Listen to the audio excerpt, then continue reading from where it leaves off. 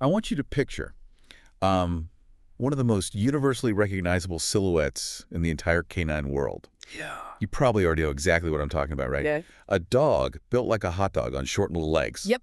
The classic shape. Right. I mean, you see them in cartoons, on greeting cards, or, just waddling down the sidewalk in little knit sweaters. Always the sweaters. Always. And they look like this hilarious, almost decorative accident of nature.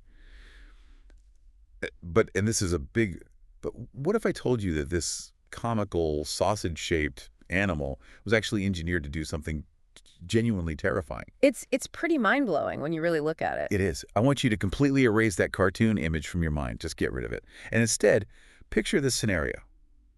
Deliberately chasing one of nature's most aggressive, tough, heavily armed animals into a pitch-black, suffocatingly tight underground tunnel, Yeah. and then picking a fight to the death with it. It is a staggering contrast, between how society views this animal today and the brutal reality of what its anatomy was actually designed to accomplish. Oh. And, engineered is absolutely the right word here. So today's deep dive is an exploration into the true, hidden nature of the dachshund. We are examining some fantastic source material today from a canine breed overview program, which is part of the Vital Pet Network, by the way, just to uncover the historical and biological realities of this iconic animal. It's such good material, too. It really is, because once you strip away the hot dog jokes, you realize you're looking at a purpose-built gladiator. 100%. And that is exactly the framework we need to use today. Yeah. If you have ever owned one of these dogs or, even just encountered one, our mission today is to show you why understanding their history is the ultimate skeleton key. The skeleton key. Exactly. Grasping what they were built to do, it basically unlocks the mystery of their anatomy, their highly independent personality, and their very specific household habits. You fundamentally cannot understand the modern companion animal sitting on your rug right now without understanding the ancient subterranean job it was built for. Okay, let's unpack this, because I always looked at a dachshund and just assumed humanity bred a funny little novelty dog for, I don't know, aesthetic reasons. Sure, most people do. But looking at the breed overview, this wasn't an aesthetic choice at all. This dog originated in Germany hundreds of years ago as a highly specialized tool. Yeah, a tool for a very specific target. Right, let's start with the target they were engineered to hunt. The name itself is a dead giveaway. But what does hunting a badger actually require from a biological standpoint? Well, the name is completely literal. In German, Dachs translates to badger and Hund means dog. So it's literally the badger dog. Literally the badger dog. But to understand the dog, you really have to understand the adversary. Okay. A badger is, it's essentially a subterranean tank. A tank. Yeah. They are built low to the ground, they are incredibly dense, and they possess these razor-sharp claws designed for tearing through packed earth. Which is terrifying. Oh, absolutely. And on top of that, their skin is famously loose and thick, which makes them very difficult to grab or wound in a fight. Furthermore, they are notoriously aggressive when cornered. Right, and they don't just stand in an open meadow waiting to be hunted, do they? They retreat into these elaborate, multi-chambered underground dens. Precisely. So picture a human hunter standing in a German forest hundreds of years ago. You have a massive logistical problem. Gotta get the badger out. Right. You have a furious, heavily armed animal barricaded deep inside a pitch-black tunnel system. Yeah. You need a proxy. You need an animal that is willing to dive into that existing burrow, navigate the darkness, and either corner the badger or drive it out into the open. Which completely reframes their physical shape. I'm not looking at a decorative pet anymore. I'm looking at a highly specialized piece of tactical subterranean military gear. That is exactly what it is. Let's deconstruct the body through that lens then. The long, low silhouette, that is entirely dictated by the environment, isn't it? It is. What's fascinating here is how the tunnel itself dictates the anatomy of the predator. If you send a taller, longer-legged terrier into a badger den, it is going to get wedged in the dirt. It just physically won't fit. Right, or it simply won't have the clearance to turn its head or maneuver if it gets into trouble. Wow. The long, low body and those notoriously short legs are exactly what allowed the dachshund to physically fit inside a tunnel that a badger had already excavated.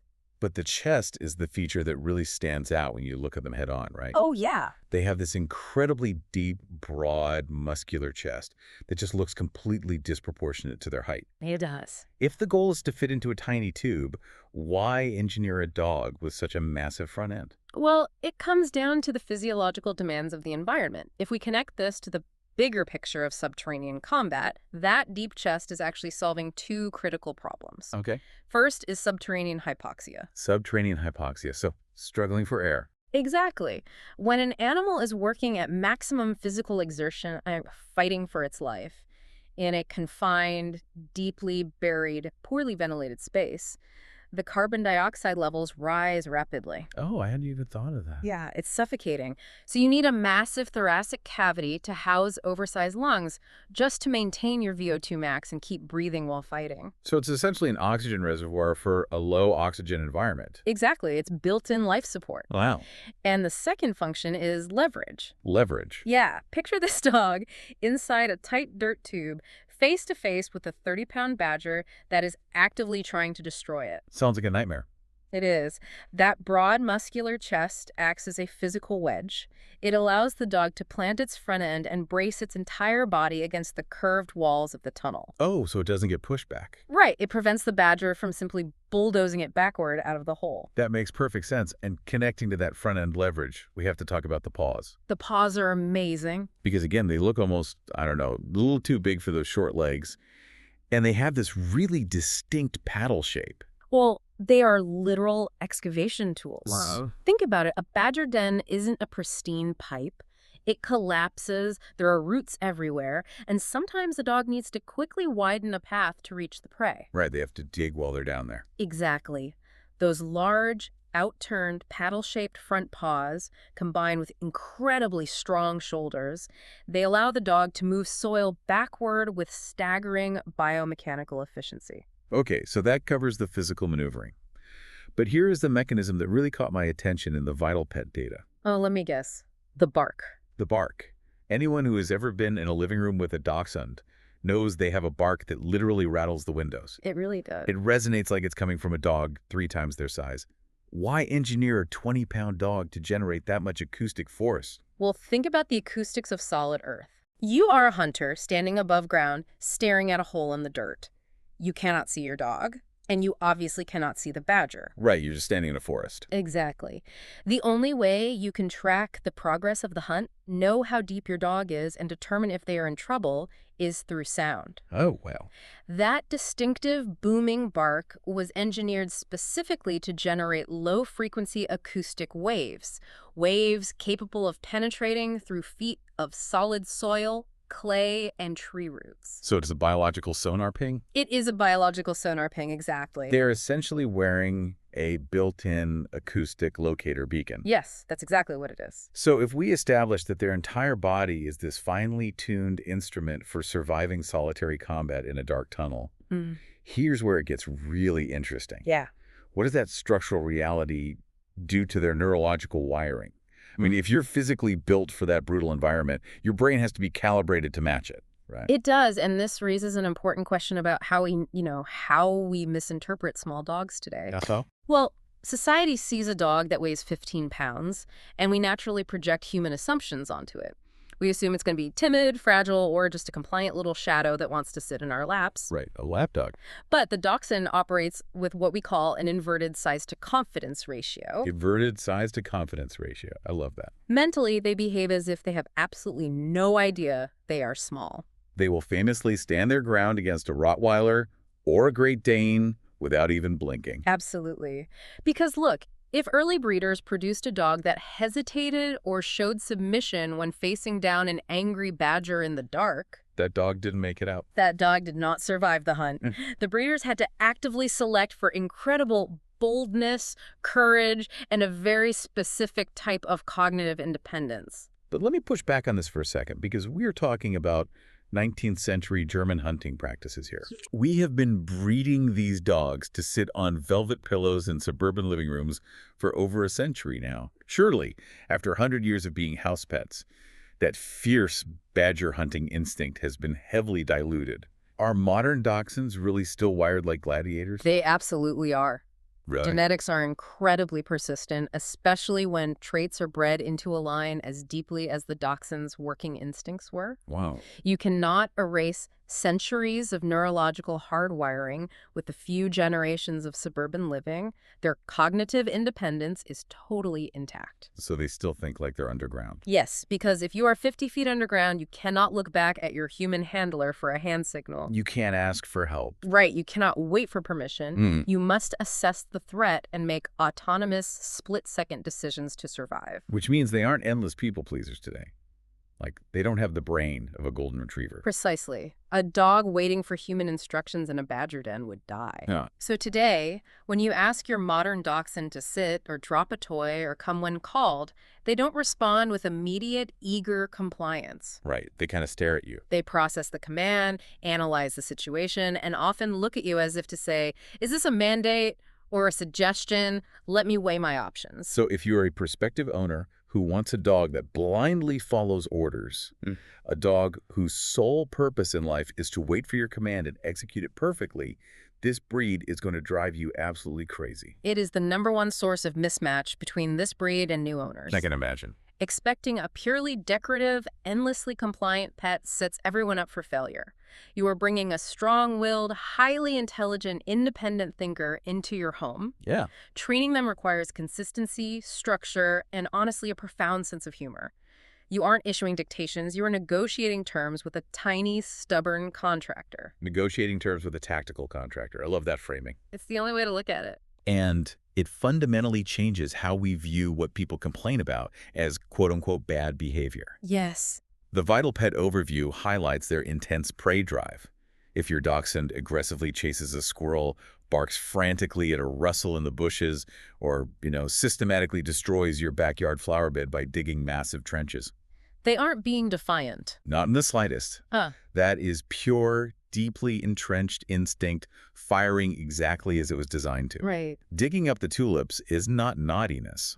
It is the animal executing the precise biomechanical sequence its ancestors were praised and rewarded for. They think they're doing a good job. Exactly. Once you understand the original job, you stop seeing a bad dog and you start recognizing a highly successful, intensely driven worker who is currently underemployed in your backyard. So what does this all mean for you, the listener, I mean? We have a dog with the mind of an apex predator, operating a biological chassis engineered for tunnels. How does that combination actually function in a modern human home? It's a great question. Let's look at the domestic logistics, starting with the glaring biomechanical elephant in the room, the spine. This is the most critical vulnerability of the breed, without a doubt. Yeah. Because of their elongated skeletal structure, they are highly susceptible to intervertebral disc disease, or IVDD. Which is devastating. It can be. When you have a very long spine supported by very short legs, the physics of how that back handles torque, compression, and impact are entirely different from a square-built dog like a Labrador. Right. It's like the engineering of a suspension bridge. If a dog jumps off a high couch, that kinetic energy has to go somewhere when they land. Exactly. And in a dachshund, those shock-absorbing discs between the vertebrae take uneven, highly localized torque. Yes. The repetitive impact of jumping on and off furniture or going up and down steep flights of stairs, it can lead to severe, life-altering spinal compressions or ruptures. So if we combine that physical fragility with their gladiator mindset, how does this work with children? I mean, if you have a chaotic household with toddlers throwing toys, roughhousing on the rug, or kids who might try to pick the dog up by its front armpits, that sounds like a recipe for disaster. It requires extreme vigilance.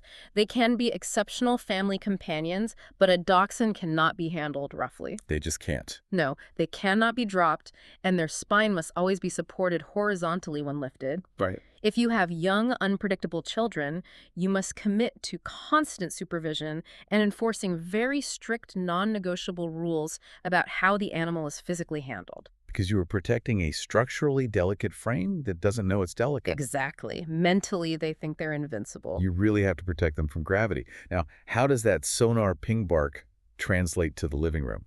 Because I'm guessing a dog hardwired to alert hunters to underground threats doesn't just leave that instinct at the door when the delivery driver walks up the driveway. They definitely do not. Yeah. What's fascinating here is how the acoustic locator beacon transforms into a modern alarm system.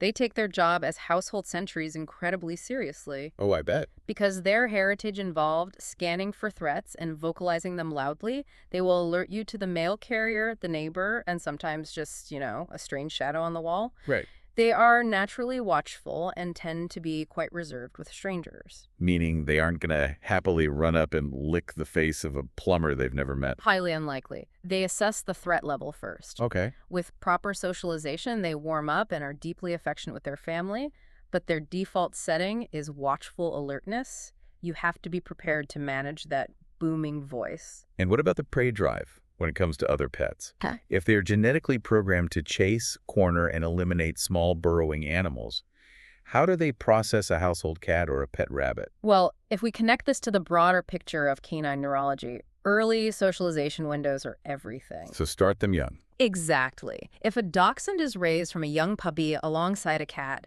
they typically map that cat as a member of the family unit. They learn the boundaries. But if it's an adult dog encountering a fast-moving small animal for the first time? The instinct to pursue will almost certainly override their domestic training. Wow. The drive to chase is cellular. You cannot expect a dog bred to hunt badgers to simply ignore hundreds of years of genetic reinforcement just because you want a peaceful living room. Okay, so a prospective owner is listening, and they are fully on board. They respect the independent contractor mindset, they are ready to manage the fragile spine, and they're prepared for the booming alarm bark. The full package. Let's look at the actual timeline of ownership, because according to the Vital Pet data we're reviewing, this isn't a brief commitment. Not at all. The timeline is staggering compared to many other breeds. Yeah. We are talking about a remarkably long-lived animal. On average, a healthy dachshund lives 12 to 16 years, and it is not uncommon for them to reach 17 or 18 years of age. That is a massive decade-and-a-half commitment. You are bringing a creature into your home that is going to be with you through multiple major life chapters. Which is why the source material stresses the importance of meticulous health tracking. Right. Over a 15-year lifespan, especially with a dog prone to spinal issues, you need robust systems, like the tools provided by the Vital Pet Network, for example, to track their weight, their joint health, and their veterinary records. Because weight impacts the spine. Exactly. Keeping a dachshund lean and muscular is critical to protecting that spine, and that requires long-term data tracking. And when looking at those records, the sizes vary. We generally see them categorized as standard and miniature, but the breed overview notes that this isn't just an arbitrary weight label, is it? They're actually classified by measuring the circumference of their chest, right? Correct.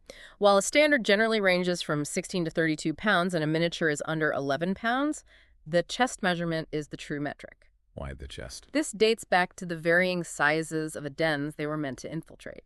Oh, of course. Different dens, different sized dogs. Exactly.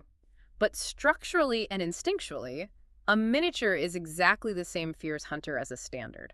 Now, here is where the anatomy gets visually fascinating.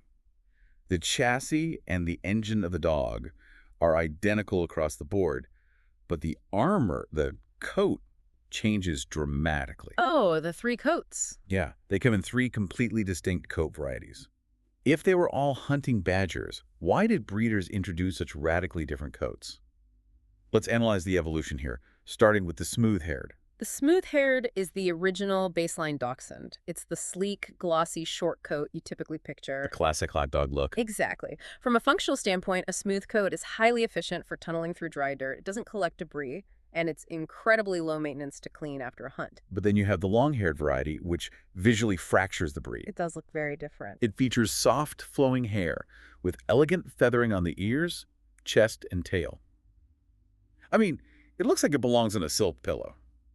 How does flowing hair serve a badger hunter? Well, it serves a hunter operating in a different climate. Oh, okay. As the breed's popularity spread into regions like the Bavarian Alps, hunters were working in freezing temperatures, snow, and freezing mud. That sounds miserable. It was. So breeders introduced spaniel genetics to develop the long-haired coat, providing crucial thermal insulation. It protected the dog from hypothermia during winter hunts. Oh, wow. Though today, that flowing hair requires constant brushing to prevent severe matting. And finally, the third variation, which honestly looks like a completely different animal, the wire-haired dachshund. The wire-haired, yes. They have dense, bristly fur, bushy eyebrows, and a thick beard. They look like little wizards.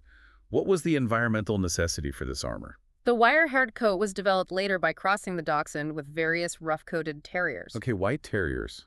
Because hunters needed a dog that could operate not just underground, but also above ground in dense, thorny underbrush and brambles. Wow. That harsh, wiry outer coat acts like Kevlar.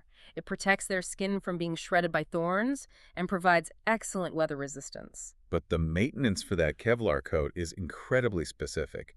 I was reading about a technique called hand stripping. Yes, hand stripping. From a biological standpoint, why can't an owner just take clippers and shave a wire-haired dachshund down like any other dog? Because of the cellular biology of the hair follicle itself. Really? Yeah, a wire coat consists of a soft undercoat and a harsh, wiry outer guard hair. If you use clippers, you simply cut the harsh hair off at the skin level. Right. The dead root remains in the follicle, and the coat grows back soft, entirely losing its weatherproof protective texture. So you ruin the coat. Exactly. Hand stripping involves manually plucking the dead guard hairs out by the root, which signals the follicle to grow a brand new, stiff, harsh wire hair in its place. So people fall in love with the aesthetic of the bushy beard and the wizard eyebrows, completely unaware that they just signed a 15-year contract for intensive manual follicle extraction. It happens constantly. People choose a coat based on a visual preference without understanding the biological maintenance required. Yeah. But the crucial takeaway is that whether it's wrapped in sleek fur, thermal flowing hair, or Kevlar-like wire, underneath that specific armor is the exact same bold, fiercely independent badger dog. Cannot outgroom the instinct. Exactly. The coat is just the wrapper. The gladiator engine inside remains completely unchanged. So to synthesize everything we've extracted from the Vital Pet research today, the Dachshund is a profound lesson in deceptive appearances. It really is. It is a highly specialized, purpose-built subterranean weapon, cleverly disguised as a comical household companion. It's like seeing a perfectly normal-looking, compact family sedan stopped at a red light, only to realize there is a 600-horsepower racing engine hidden under the hood. That is a brilliant analogy. Every single quirk we discussed today, the massive chest for subterranean oxygen, the paddle paws for excavation, the sonar ping bark, and their complete refusal to be micromanaged, is a direct, unbroken line back to their origins in the German forests. So as you go about your week, try to look at the animals in your life through this lens of functional engineering. When a dog destroys a flower bed, don't just see a naughty pet. Recognize the echo of an ancient instinct executing its programming perfectly. Understanding the history changes your entire relationship with the animal. It certainly deepens your appreciation for them, and it leaves me with this final thought for you to consider. Let's hear it. If something as deeply familiar, as widely commercialized, and as seemingly silly as the silhouette of a dachshund is actually a masterclass in brutal high-stakes engineering, what other purely aesthetic, everyday objects or animals in our modern world are secretly hiding a hardcore, highly specialized origin story in plain sight? I love that.